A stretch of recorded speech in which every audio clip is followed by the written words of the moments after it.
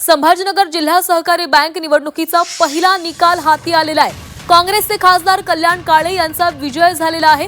फटाक्यांची आतषबाजी करत कार्यकर्त्यांनी जल्लोष केलेला आहे। सोसायटी मतदारसंघातून काळे यांचा विजय झालेला आहे। तर संभाजीनगर जिल्हा सहकारी बँक निवडणुकीचा पहिला निकाल हाती आलेला आहे। काँग्रेसचे खासदार कल्याण काळे यांचा विजय झालेला आहे आणि या विजयासोबतच फटाक्यांची आतषबाजी करत कार्यकर्त्यांनी जल्लोष केलेला होता। या निवडणुकीमध्ये कल्याण काळे यांची प्रतिष्ठा पणाला लागलेली होती आणि त्यांचा विजय झालेला आहे। त्यांच्या कार्यकर्त्यांकडून जल्लोष करण्यात आलेला आहे आणि या संदर्भात अधिक बोलणार आहोत। आमचे प्रतिनिधी विशाल करोळे आपल्यासोबत आहेत। तर विशाल, संभाजीनगर जिल्हा सहकारी बँक निवडणुकीचा पहिला निकाल हाती आलेला आहे। कल्याण काळे यांचा विजय झालाय, जल्लोष केला जातोय। अगदी खरं, बहुचर्चित ही सगळी निवडणूक होती आणि महायुती विरुद्ध महाविकास आघाडी अशी ही सगळी लढत होती आणि त्यात महाविकास आघाडीचे उमेदवार आणि जालन्याचे खासदार कल्याण काळे यांना पहिला विजय मिळालेला आहे।